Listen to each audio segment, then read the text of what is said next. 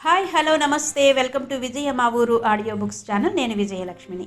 Friends, నవల స్రవంతిలో ప్రముఖ రచయిత్రి శ్రీమతి అంగులూరి అంజనీదేవి గారి జ్ఞాపకం నవల ధారావాహికగా మీకు అందిస్తున్నాను కదా. జ్ఞాపకం నవల సాహితీ సంస్థ వారి ప్రచురణలో డైరెక్ట్ నవలగా వచ్చింది. సో మరి ఈరోజు మీకోసం జ్ఞాపకం నవల ధారావాహిక 4వ భాగం. దిలీప్ జయంతిని చూడగానే ఆశ్చర్యపోతూ, హైదరాబాద్ వెళ్తానని ఉదయం ఫోన్ చేసి చెప్పావు, ఇలా వస్తానని చెబితే నేనే హోటల్కి వచ్చేవాణ్ణిగా అన్నాడు. జయంత్ మాట్లాడే లోపలే దిలీప్ సమలేఖ వైపు చూసి, మనం వెంటనే మీ అన్నయ్యని ప్రైవేట్ హాస్పిటల్కి మారుద్దాం, లేక అక్కడ ఆయనకు మంచి వైద్య పరీక్షలు జరిపిస్తారు, మందులు వాడతారు, అవసరమైతే ఆపరేషన్ కూడా చేస్తారు అన్నాడు. కానీ ఆమెకు అన్నయ్యకు వచ్చే రియంబర్స్మెంట్ స్కీమ్ని తీసేశారని వదిన వాళ్ళ ఊరి వాళ్లతో అబద్ధం చెప్పడం నచ్చలేదు. మనసంతా కలచివేసినట్టయింది. మాట్లాడలేకపోతోంది. ఆలోచిస్తోంది. ఆలోచనకు ఇది సమయం కాదు. హాస్పిటల్లో ఇక ముందు మీ అన్నయ్యకయ్యే ఖర్చంతా నేను పెట్టుకుంటాను, తర్వాత ఆయన దగ్గర తీసుకుంటాను అన్నాడు దిలీప్. దిలీప్ చెప్పింది పద్ధతిగానే అనిపించింది సమలేఖకు. అందుకే ఆమె పెదవి కొరుకుతూ సీరియస్గా ఆలోచిస్తుంటే ఆమెనే చూస్తున్నాడు జయంత్. ప్రస్తుతం ఆమె ప్రధాన సమస్య డబ్బు. ఈ సమస్య ఇంత ఘోరంగా ఉంటుందా అని మనసులో అనుకుంటున్నాడు అతను. ఎందుకంటే డబ్బు వల్ల వచ్చే సమస్యల్ని అతను ఎప్పుడూ ఎదుర్కొనలేదు. అతను పెరిగిన వాతావరణం అలాంటిది. ఆమెకెందుకో జయంత్ అక్కడ ఉన్నాడన్న ధ్యాస కూడా కలగడం లేదు. అతని వైపు పొరపాటును కూడా చూడాలనిపించడం లేదు. ఒక విధమైన ఇబ్బందిగా అనిపిస్తోంది. అతని ఈ క్షణంలో హాస్పిటల్లో ఉండకపోతేనే బావుండనిపిస్తోంది. ఎందుకో ఏమో కొంతమంది పట్ల కొన్ని అభిప్రాయాలు అలా ఏర్పడిపోతాయి. అప్పుడనగా వెళ్ళిన సమలేఖ ఎంతకీ లోపలికి రాకపోవడం చూసి, ఎక్కడికి వెళ్ళింది అనుకుంటూ బయటకొచ్చాడు తిలక్. అక్కడ జయంత్, దిలీప్, సమలేఖ ఉండడంతో చూసి, వీళ్ళు మళ్ళీ వచ్చారా అన్నయ్యని చూడ్డానికి అని మనసులో అనుకుంటూ వాళ్ళ దగ్గరకు వెళ్ళాడు.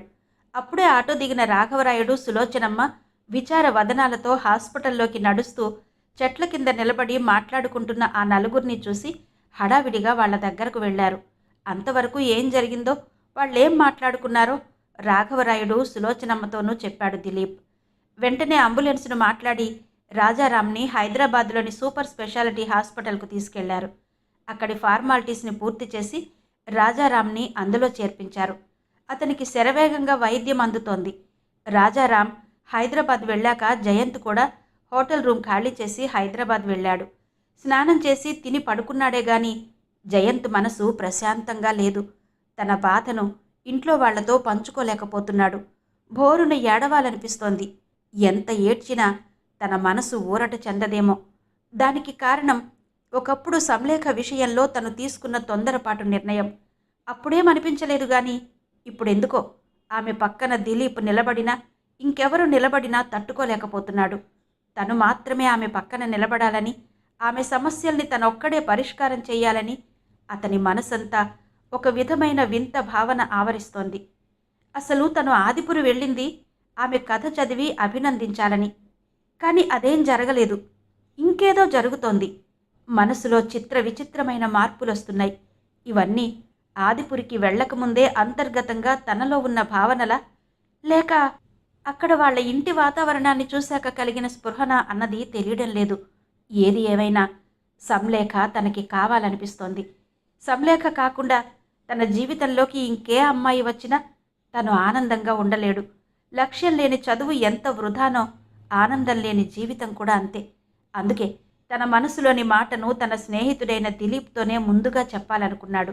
అతనైతేనే తనని త్వరగా అర్థం చేసుకుంటాడు. అది కాక అతను సమలేఖ వాళ్ళ కుటుంబానికి ఆత్మీయుడు కాబట్టి తను చెప్పగానే వెళ్ళి మాట్లాడగలుగుతాడు. సమయస్ఫూర్తి కలిగిన అతని ద్వారానే ఈ మెసేజ్ని పంపాలి అని మనసులో గట్టిగా అనుకున్నాడు. అప్పుడే ఫోన్ చేసి సమలేఖను పెళ్లి చేసుకోవాలనుకుంటున్నాను అని దిలీప్తో చెప్పాడు. అలా చెప్పాకనే నిద్ర పట్టింది జయంత్కి. హైదరాబాద్ సూపర్ స్పెషాలిటీ హాస్పిటల్లో రాజారాంని అబ్జర్వేషన్లో పెట్టారు. రిపోర్ట్ వచ్చాక ఆపరేషన్ చేయాలన్నారు. ఆపరేషన్ చేసే ముందు సెకండ్ ఒపీనియన్ తీసుకుని రమ్మన్నారు. వెంటనే రాజారాం రిపోర్ట్స్ని తీసుకుని వేరే డాక్టర్ దగ్గరకు వెళ్లారు. ఆ డాక్టర్ రాజారాం రిపోర్ట్స్ని పరిశీలించి ఆపరేషన్ చేయొచ్చన్నారు. కానీ గ్యారంటీ ఇవ్వలేమన్నారు. అయినా ధైర్యం చేసి రాజారాంకి స్పైనల్ కార్డ్ సర్జరీ చేయించారు. హాస్పిటల్లో నెల రోజులున్నారు. ఆ నెల రోజులు బెడ్ మీద ఉన్న రాజారాం నరకమంటే ఎలా ఉంటుందో చవి చూశాడు. రాజారాంని హాస్పిటల్ నుండి డిశ్చార్జ్ చేశారు. హైదరాబాద్ నుండి ఆదిపురి తీసుకొచ్చారు. ఇంటికి తీసుకొచ్చాక అతన్ని గదిలో ఉంచకుండా అతని పడకను హాల్లోకి మార్చారు. అలా అయితేనే అతను అందరికీ కనిపిస్తాడు. అందరూ అతనికి అందుబాటులో ఉంటారు. ఏదైనా అవసరమై పిలిచినప్పుడు ఎవరో ఒకరు వస్తారు. అతన్ని లేపడం, పడుకోబెట్టడం లాంటివి చేస్తారని అలాగే చేస్తున్నారు కూడా. కానీ ఆపరేషన్ జరిగి 2 నెలలు గడిచినా అతను తనంతట తను లేచి కూర్చోలేకపోతున్నాడు, నిలబడలేకపోతున్నాడు. ఫిజియోథెరపీ చేపిస్తే నెమ్మదిగా అతనిలో మార్పు రావచ్చని డాక్టర్లు చెప్పారు. ఆదిపురిలో ఫిజియోథెరపీ చేసేవాళ్లు లేరు. ఒక ఫిజియోథెరపిస్ట్ని సిటీ నుండి రప్పించడం అంటే ఖర్చుతో కూడుకున్న పని. రాఘవరాయుడు ఇప్పటికే తన తల్లిదండ్రుల సమాధుల కోసం దాచుకున్న డబ్బుల్ని కూడా కొడుకు వైద్యం కోసం ఖర్చు పెట్టాడు. ఇప్పుడు ఆయన దగ్గర డబ్బులు లేవు. అదే విషయం మొద్దు పోలయ్యతో చెప్పి బాధపడ్డాడు. ఒకప్పుడు తన కొడుకు గుండెకు చిల్లి పడిందని డాక్టర్లు చెప్పినప్పుడు డబ్బులు లేక రాఘవయ్య గారి ఇంటికొచ్చి ఇలాగే బాధపడ్డాడు పోలయ్య. అప్పుడు రాఘవయ్య తల్లి డబ్బు సాయం చేసింది. ఆ మహాతల్లి ఇప్పుడు లేదు. ఆమె మనుమడు బాధలో ఉన్నాడు. తను కూడా ఏదో ఒకటి చేసి వాళ్ళని ఆదుకోవాలి అనుకున్నాడు మనసులో. అందుకే, రాఘవయ్య, నేను డబ్బు సాయం చేయలేను. ఇంచుమించు ఫిజియోథెరపిస్ట్ చేసినట్టే కొన్ని ఎక్సర్సైజులు రాజారాం చేత చేపిస్తాను. మన ఊరి వీడియో గారికి యాక్సిడెంట్ అయితే నేనే చేస్తున్నాను. నువ్వేం దిగులు పడకు, రాజారాం నడుస్తాడు అన్నాడు పోలయ్య. పోలయ్య సమర్థత తెలుసు కాబట్టి, అలాగే పోలయ్య అన్నాడు రాఘవరాయుడు.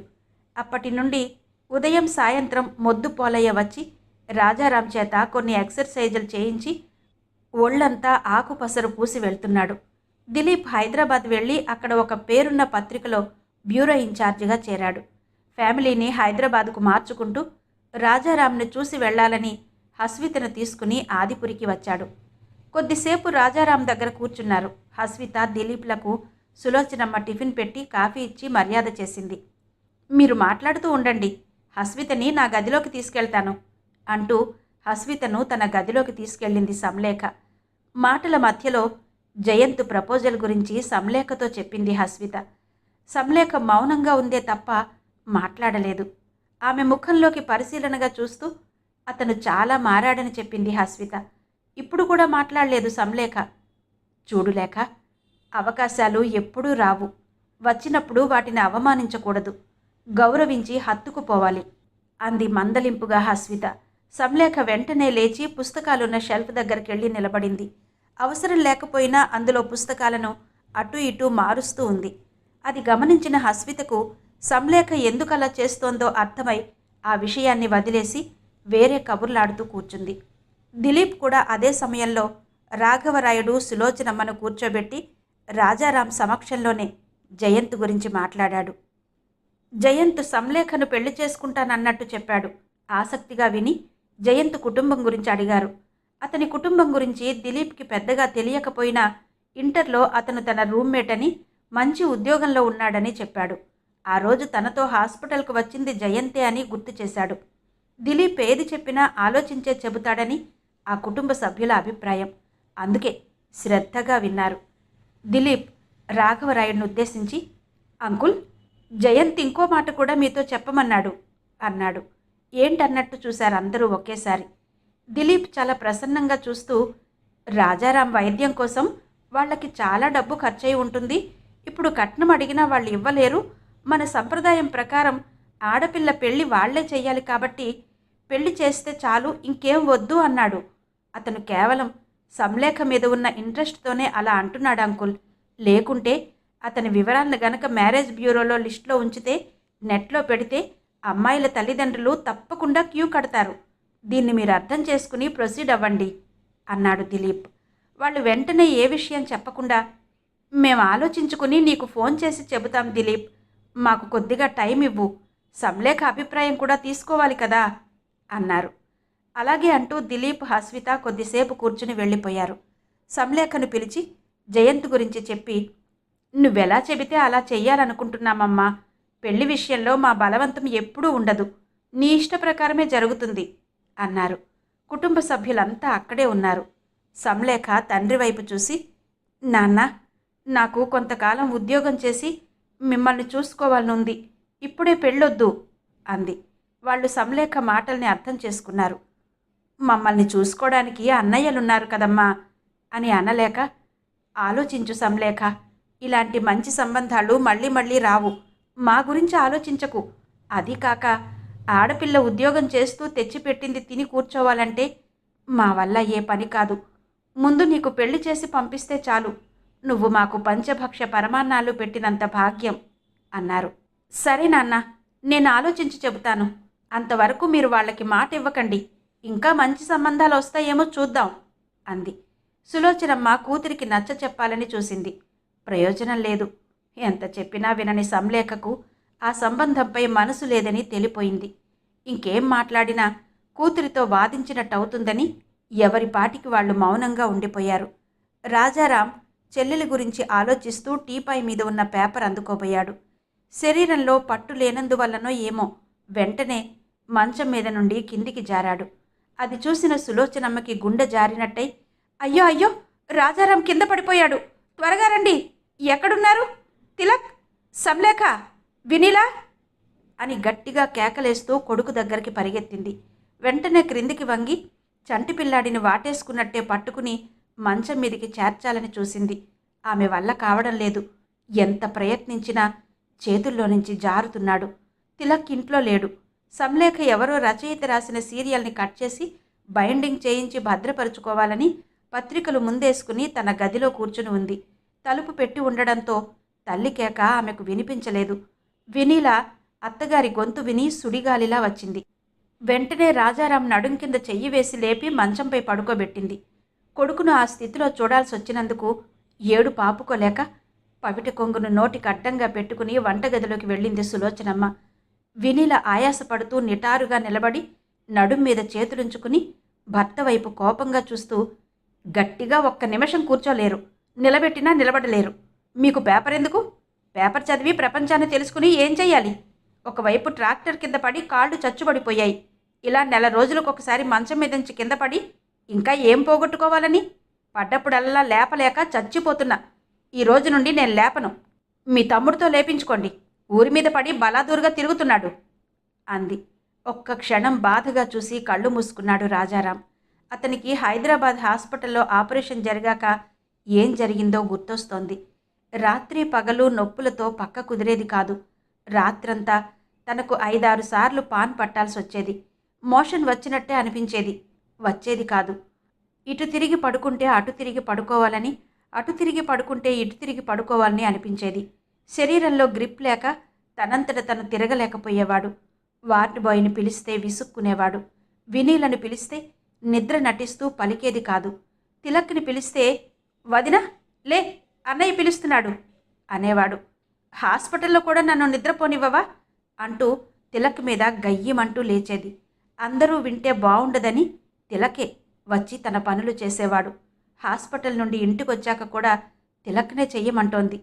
తిలక్ ఈ మధ్యన బాగా విసుక్కుంటున్నాడు.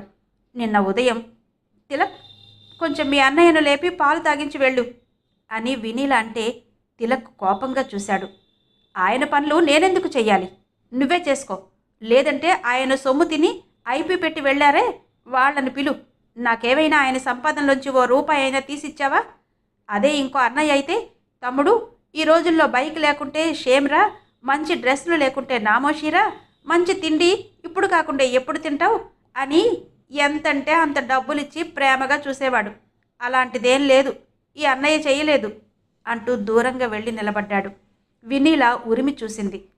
కంచాలు కంచాలు ఇంట్లో మెక్కుతూ కూడా అన్నన్ని మాటలంటావా? నిన్ను మేం భరించగా లేంది మీ అన్నయ్యను లేపి పాలు తాపితే తప్ప అంటూ గొడవ పెట్టుకుంది. ఆ గొడవ పెరిగి నిన్ననగా బయటికి వెళ్ళిన తిలక్ ఇంకా ఇంటికి రాలేదు. ఎక్కడికి వెళ్ళాడో ఏమో. వినీల మాటలతో గాయపరచడం వల్లనే ఇంట్లో నుంచి వెళ్ళిపోయాడు. తండ్రితో చెప్పి తిలక్ ఎటు వెళ్ళాడో వెతకమనాలి అనుకున్నాడు రాజారాం. ఎప్పుడు చూసినా మా ఆయన ఇక నడవలేడేమో కదా అని నలుగురికి చెప్పుకుని ఏడవడం తప్ప నడవలేని తనను దయతో బాధ్యతతో చూసుకోదు వినీల. తనకి మాత్రం వినీల తనను అర్థం చేసుకుని అక్కున చేర్చుకోవాలని, తనకి అన్నం తినిపించడం, బట్టలు వేయడం, మంచం మీద నుండి పైకి లేపడం లాంటి పనులన్నీ వినీలే చెయ్యాలని ఉంటుంది. కానీ వినీల చెయ్యదు. ఇక ఎప్పటికీ మీరింతేనా?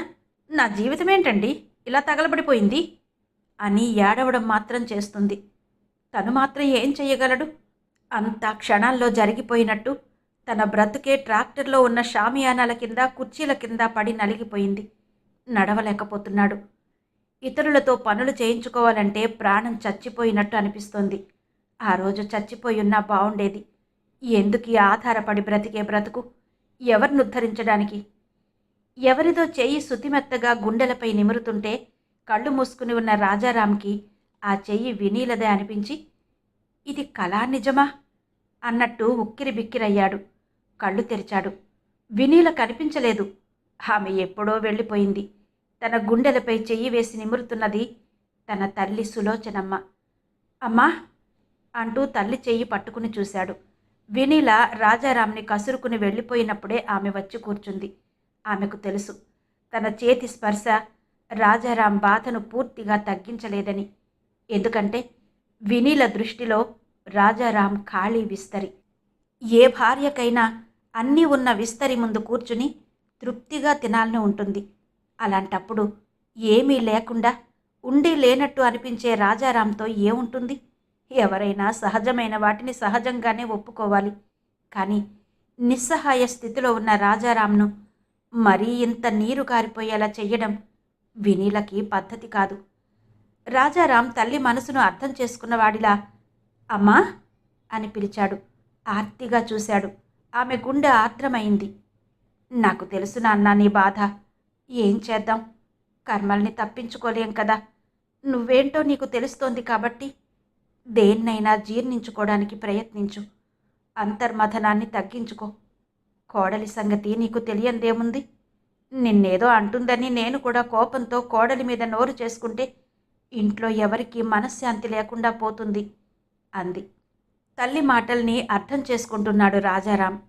నిన్ను గాజు బొమ్మలా చూసుకోవలసిన సమయం ఇది. కానీ అందరూ ఒకేలా ఉండరుగా. ప్రేమ, అభిమానం, సేవాగుణం వాటంతటా అవి రావాలి గాని అధికారంతోనో బలవంతంగా లాక్కుంటోనో వచ్చేవి కాదు అందామె. అంతలో తిలక్ వచ్చాడు.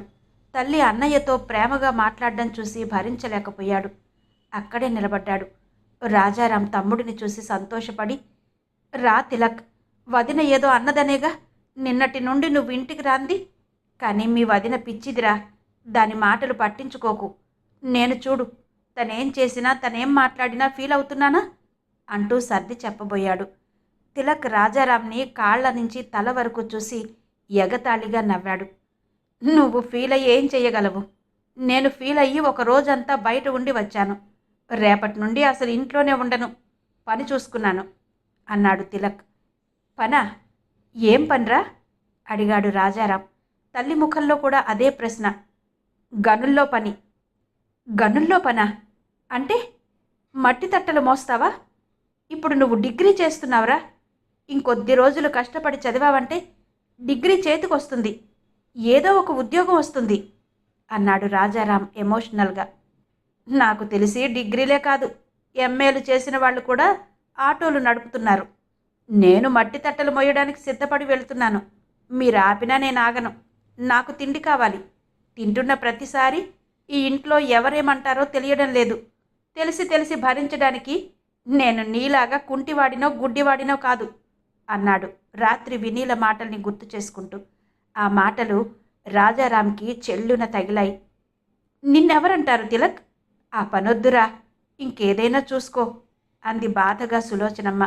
అటువైపు వెళుతున్న వినీల ఆ మాటలు విని ఆగి, అది కాకుండా ఇంకే పని దొరకాలన్నా అంత సులభం కాదత్తయ్యా, వెళ్ళనివ్వండి. మీకు కూడా నెల కాగానే డబ్బులు పంపిస్తాడు. ఇంట్లో అందరం ఖాళీగానే ఉన్నాం అంది. రాజారాం భార్య వైపు కోపంగా చూశాడు. అక్కడ నిలబడకుండా ఆమె వెళ్ళిపోయింది. నువ్వెళితే నాకు ఇబ్బంది అవుతుంది తిలక్. నేను నడిచే వరకు కాస్త ఓపిక పట్టు. ఆ పని ఎక్కడికి పోదు, ఎప్పుడైనా దొరుకుతుంది అన్నాడు రాజారాం. నువ్వు స్వార్థపరుడు అన్నయ్యా. ఎప్పుడు నీ గురించి ఆలోచించుకుంటావు. నేను కూడా నీలాగే ఆలోచిస్తానని ఎందుకనుకోవు?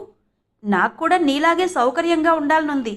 అలా ఉండడం కోసమే నాకంటూ ఓ పని చూసుకున్నాను అన్నాడు తిలక్. అతని మాటల్లో సెంటిమెంట్స్ లేవు, మొహమాటాలు లేవు. అన్నయ్య కన్నా ఆ పని ముఖ్యమారా నీకు అంది సులోచనమ్మ తిలక్ ఉన్నవైపు తిరిగి కోపంగా. వినీల తిరిగి వచ్చి అత్తయ్య మాటలు విని, ఏంటో మీకు అసలు బొత్తిగా డబ్బు విలువ తెలియడం లేదత్తయ్య. తిలక్ని పనికి వెళ్ళనివ్వరు, సంలేఖకి పెళ్లి చెయ్యరు.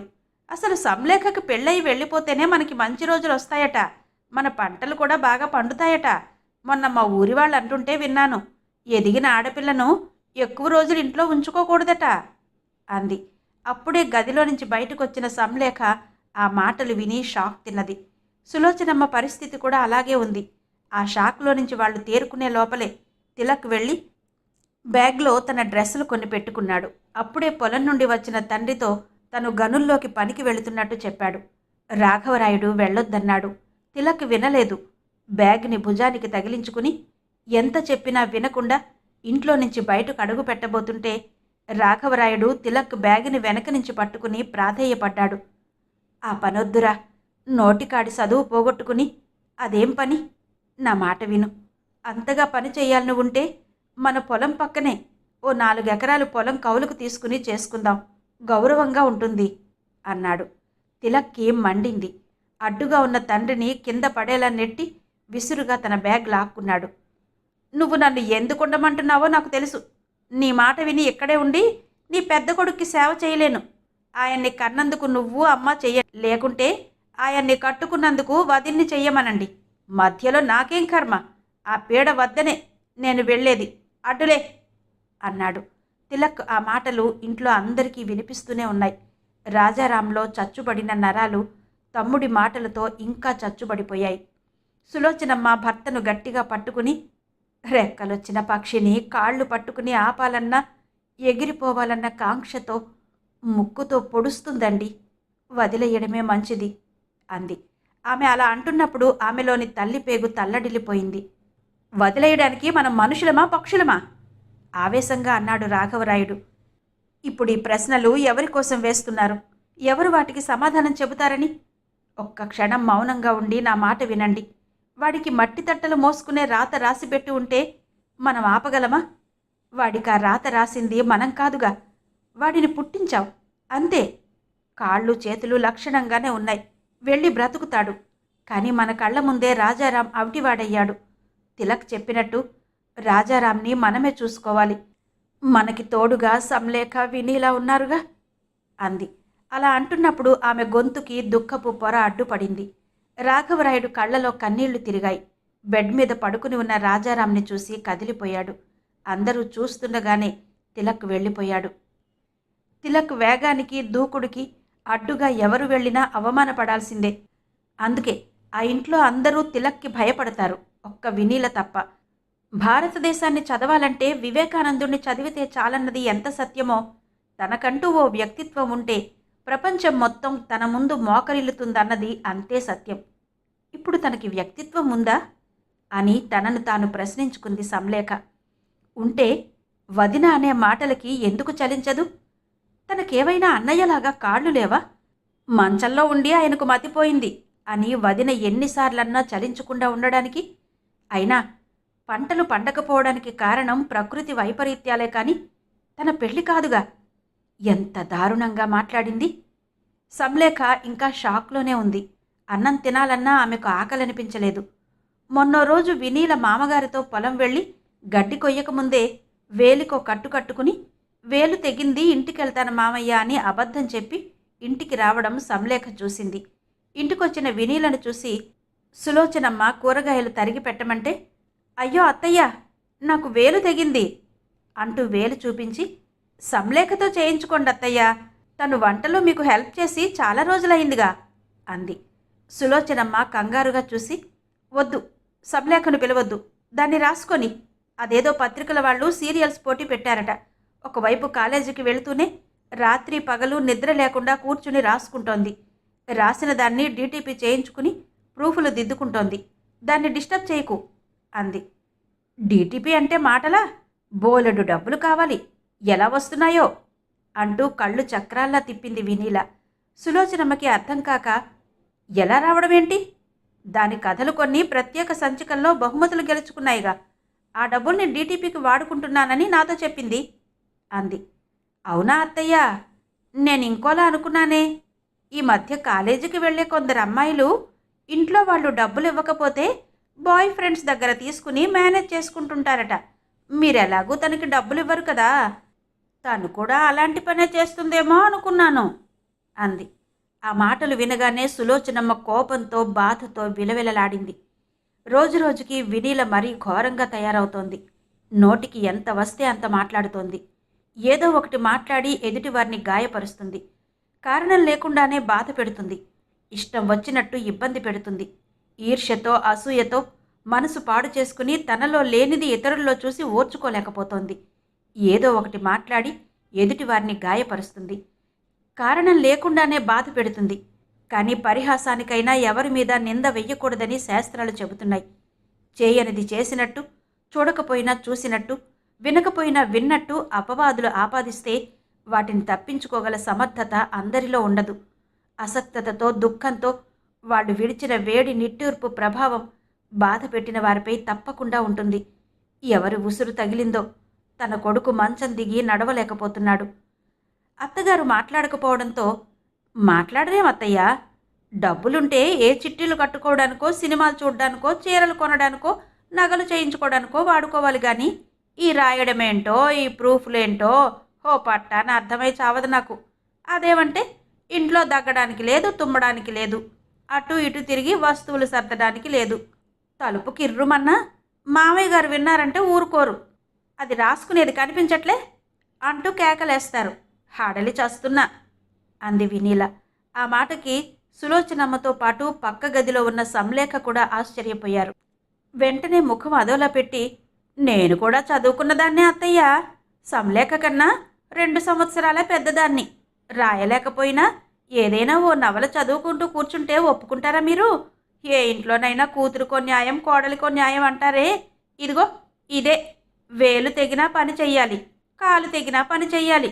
ఆయన ఏదో గవర్నమెంట్ టీచర్ అని తెగ సుఖపడిపోతానని మా వాళ్ళు నన్ను ఇక్కడికిచ్చి చేశారు. నా కర్మ ఇలా కాలింది అంటూ అక్కడే ఉన్న వేడి చారు గిన్నె చూడనట్టే ఎత్తిపడేసింది. వేడి చారు కాళ్ల మీద పడి చురుక్కుమనగానే కెవ్వున కేకేసి ఒక్క గెంతు గెంతింది. కిందికి వంగి కాళ్ల వైపు చూసుకుని ఉఫ్ ఉఫ్ అంది. వెంటనే లేచి సులోచనమ్మ వైపు చూసి, చూడలేదత్తయ్యా, మీ మీదేమైనా పడిందా అంది. నీకు నాకు ఎంత దూరమైందని? నీ మీద పడింది నా మీద పడదా అందామె బాధను ఓర్చుకుంటూ. ప్రశాంతంగా పడుకుని ఉన్న రాజారాం ఆ శబ్దానికి లేచి, అమ్మా, వినీలే కదూ ఆ శబ్దం చేసింది, దాన్నిలా పంపు. నా దగ్గర నిద్ర మాత్రలున్నాయి, వేసుకుని నిద్రపోతుంది. లేకుంటే దాని ఆగడాలు భరించలేకపోతున్నాం అన్నాడు. వినీల అది వినగానే నలిపిన కాగితంలా ముఖం పెట్టి, ఆయన ఉండేది మంచంలో, అయినా ఆ బెదిరింపులు చూడండి అత్తయ్య, మనిషి పక్కన లేకుంటే ఒక్క పని కూడా చేసుకోలేడు అంటే అన్నారంటారు కానీ సంలేఖ రాసుకునేది ఆపేసి వాళ్ళ అన్నయ్య పనులు చూడొచ్చుగా. తిలక్ లేడు, నాకు వేలు తెగింది. ఎప్పుడు చూసినా కాగితాలు ముందేసుకుని కూర్చుని అంతగా రాసే రామాయణం ఏముందని, అక్షరదాహం పట్టుకున్న దానిలా రాసి రాసి ఆవిడ గారు తెచ్చే అవార్డులతో ఈ కుటుంబం ఖర్చులు ఏమైనా వెళ్ళిపోతాయా అంటూ వ్యంగ్యంగా అక్కడో క్షణం కూడా నిలబడకుండా కింద ఉన్న చారు గిన్నెను తన్నుకుంటూ వంటగదిలో నుంచి పెరట్లోకి వెళ్ళింది. అక్కడ సంలేఖ నాటిన మొక్కల్ని కసిగా పీకింది, మళ్ళీ నాటింది. సులోచనమ్మ మనసు గాయపడింది. ఎంత గాయపడినా ఆమెకు ప్రేమించడం మాత్రమే తెలుసు. ఎలాంటి పరిమితులు లేకుండా ఆ ప్రేమను కుమ్మరించడం తెలుసు. మేఘం కూడా అంతే. ఎలాంటి అర్హతలు చూడకుండా పర్వతాలపై, రాళ్లపై, భూమిపై కురుస్తూనే ఉంటుంది. సులోచనమ్మ మేఘం లాంటిది. ఇలాంటి మేఘాలు ఎన్ని కుటుంబాల్లో ఉన్నాయి. సంలేఖకు వినీల ప్రవర్తన ఏమాత్రం నచ్చడం లేదు. ఎందుకంటే తనేమో రాత్రి పగలు తేడా లేకుండా రాసుకుంటూ దాని మీద నుండి ఆలోచనలు కదిలిపోకుండా ప్రవహించే నీటి ధారను పంట చేలకు మళ్లించినట్టు ఒక్కో అక్షరాన్ని తన మనోక్షేత్రం నుంచి బయటకు తీసుకుని కాగితాలపై నింపుకుంటుంటే ఆమె కావాలనే తేనె తుట్టను రాయితో కొట్టినట్టు ఏదో ఒక శబ్దం చేస్తూనే ఉంటుంది. ఎప్పుడు చూసినా అన్నయ్యతో ఘర్షణ పడుతూ ఉంటుంది. ఆయన ఏదైనా అవసరం ఉండి ఒక్కసారిలా రా వినీలా అని పిలిచినా అక్కడే ఉండి కూడా పలకదు. తర్వాత ఎప్పుడో సడన్గా ఆ వస్తున్నా అంటుంది. అబ్బబ్బా, తలనొప్పి నీతో, వచ్చే లోపల ఎన్నిసార్లు పిలుస్తావు, సోది మేడం సోది మేడం అంటూ విసుక్కుంటుంది. ఆయన స్కూల్కి వెళ్తున్న రోజుల్లో ఎంతో గౌరవంగా మీరు అని సంబోధించేది. ఇప్పుడు ఆ పిలుపు మాయమైంది. నోరు మూసుకుని పడుండు, రోజంతా నీ దగ్గరే ఉండాలా? నీ వల్ల నాకేంటి? నాకు ఇంకేం పనులుండవా? ఇదో పెద్ద దేశసేవ అయింది నాకు అంటూ గట్టిగా అరుస్తుంది. ఆ అరుపులకి తలనొప్పొస్తుంది. రాయాలనిపించదు. అలా అని ఎక్కువసేపు రాయకుండా ఉండలేదు. తనకి రచనలు చెయ్యాలన్న ఆలోచన వచ్చిన క్షణాలు ఎంత బలమైనవో కానీ రాసిన ప్రతి అక్షరం ప్రజాదరణ పొందుతోంది. పాఠకులు తమ హృదయానికి వాటిని హత్తుకుంటున్నారు. అలాంటప్పుడు ఆ పాఠకులకి ఏం కావాలో అది అందివ్వాల్సిన బాధ్యత తన మీద ఉంది. పాఠకులే లేకుంటే తను చేస్తున్న ఈ అక్షర యజ్ఞానికి ప్రయోజనమే ఉండదు. పాఠకులే దేవుళ్ళు, పాఠకులే హీరోలు. అందుకే ఆ పాఠకులు తనతో మాట్లాడాలని ప్రయత్నించినప్పుడు స్టైల్ పోకుండా చక్కగా మాట్లాడుతుంది.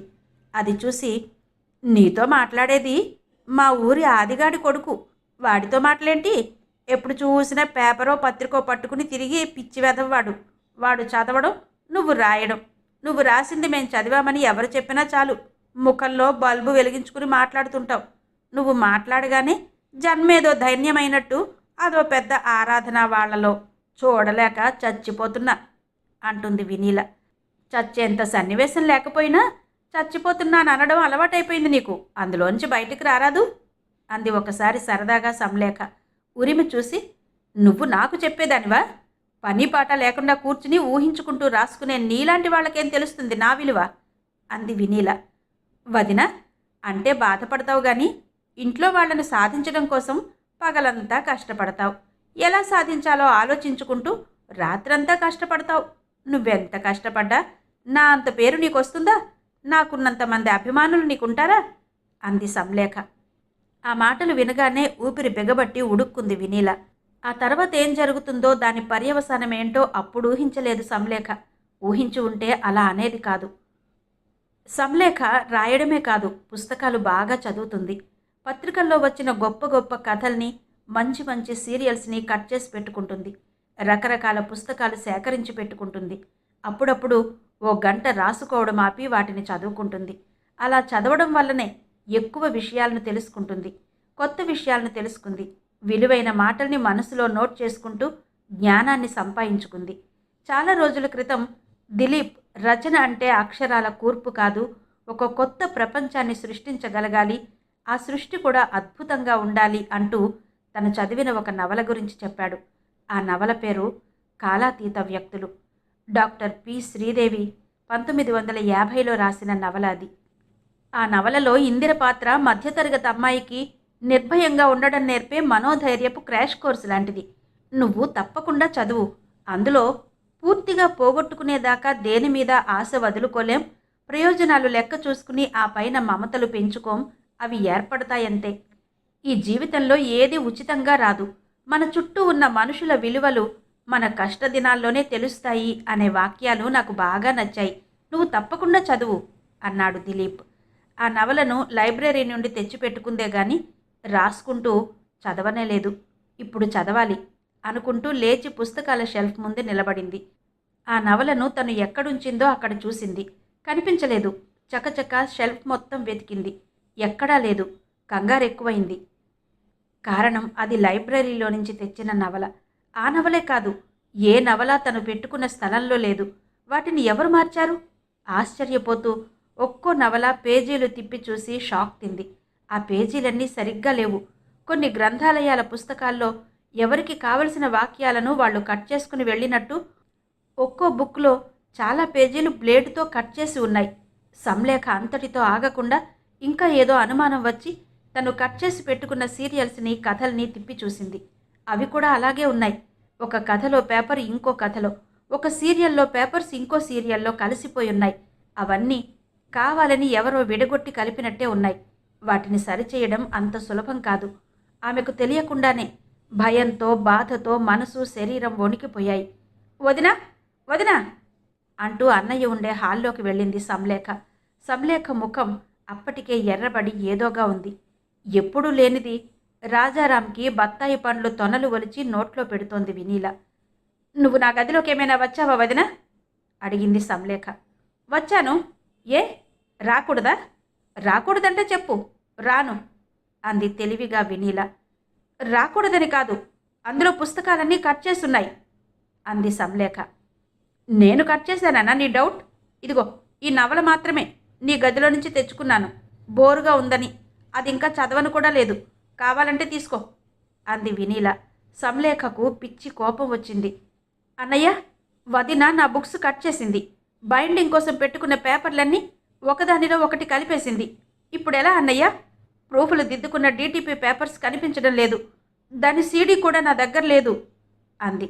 రాజారాం భార్య వైపు అసహ్యంగా చూశాడు. అదేం చేసిందే నిన్ను? దానిపాటికి అది రాసుకుంటుందే కానీ నీ జోలికి ఏమైనా వస్తుందా? ఈ రోజుల్లో చదువుకుంటున్న కొందరు విద్యార్థులు తమ అప్లికేషన్ను కూడా సరిగ్గా రాసుకోలేకపోతున్నారు.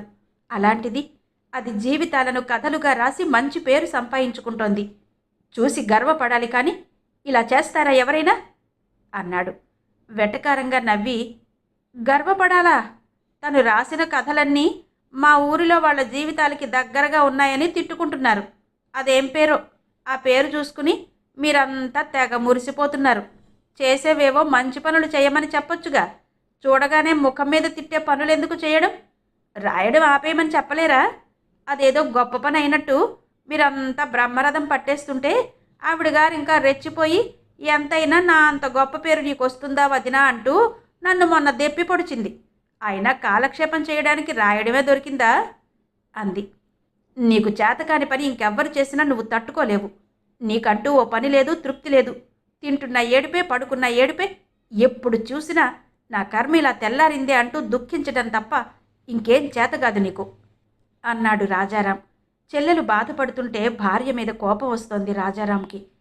ఊరుకున్నాను కదా అని నోరు లేపకండి. నాకు కూడా మొగుడు బాధ్యత లేకుంటే నేను కూడా అలాంటి ఎన్నో రాసేయగలను అంది రోషంగా.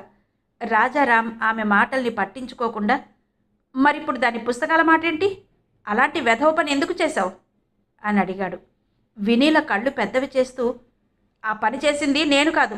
ఆవిడగారి పుస్తకాలన్నీ మా ఊరి ఆదిగాడి కొడుకు చదివి తెచ్చిస్తానని పట్టుకెళ్తుంటాడు. ఆవిడగారు రాసిన వాక్యాలపై మోజుపడి వాడే కట్ చేసి ఉంటాడు. వాణ్ణి వదిలేసి నన్ను అనడం మీకు బాగా ఆనందంగా ఉంది. వాణ్ణి మరీ అంత నెత్తికెక్కించుకోకండి. ఓసారి పిలిచి వార్నింగ్ ఇవ్వండి. లేకుంటే అభిమానం అంటూ ఆరాధన అంటూ కొంపకే ఎసరు తెస్తాడు అంది వినీల. అప్పటికే అక్కడికి వచ్చిన రాఘవరాయుడు, సులోచనమ్మ ఆ మాటలు విని నిశ్చేష్టులయ్యారు. ఏం మాట్లాడుతున్నావమ్మా వినీల? మాట్లాడే ముందు ఆలోచించవా అన్నాడు రాఘవరాయుడు. ఈ రాసే వాళ్ళకి కీర్తిదాహం మామయ్య. అభిమానులంటే పడిచేస్తారు. చిన్న వయసులో ఉన్నారు కాబట్టి నలుగురు నాలుగు రకాలుగా అనుకోవచ్చు. అది నేను ముందే ఊహించన్నాను అంది. రాఘవరాయుడు ఉరిమి చూస్తూ, ఇంకెప్పుడు అలా ఊహించనకు అన్నాడు.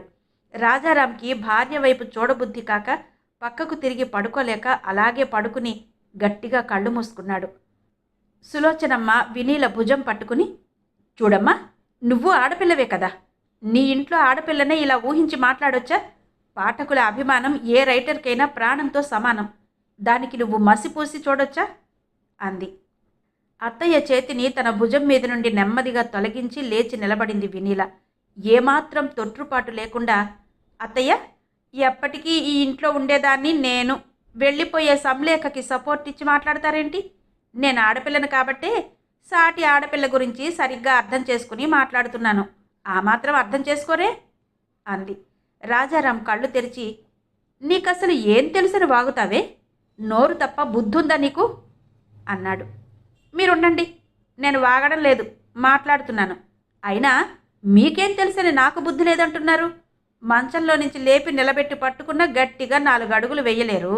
బయట సంగతులు మీకెలా తెలుస్తాయి అంది నోటి మీద కొట్టినట్టుగా. వెంటనే అత్తయ్య వైపు తిరిగి, ఇదే విషయంపై ఈ ఇంట్లో చాలాసార్లు గొడవలు జరిగాయి. అయినా మీరేం పట్టించుకోరు. కూతురైనంత మాత్రాన ప్రతీదీ కడుపులో పెట్టుకోవాలా? మందలించరా? భయం చెప్పరా అంది వినీల. అదేం చేస్తుందని భయం చెప్పాలి? కోపంగా అరిచింది సులోచనమ్మ. ఆమెలో అంత కోపం ఎప్పుడూ చూడలేదు. వినీల ఏమాత్రం తొడగకుండా, చేసేవన్నీ కళ్ళకు కనిపిస్తాయా? సంలేఖ ఆలస్యంగా ఎన్నిసార్లు ఇంటికి రాలేదు? మీరేమైనా అడిగారా తనని?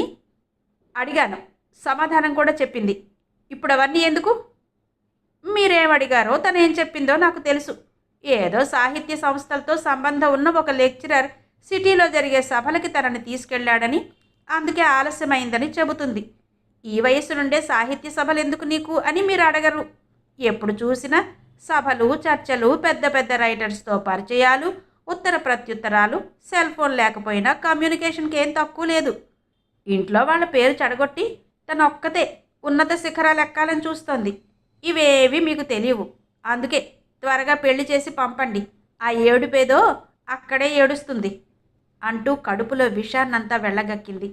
ఆ మాటలు వింటుంటే రాజారాంకి వస్తున్న కోపానికి వినీల చెంప పగిలిపోయేదే.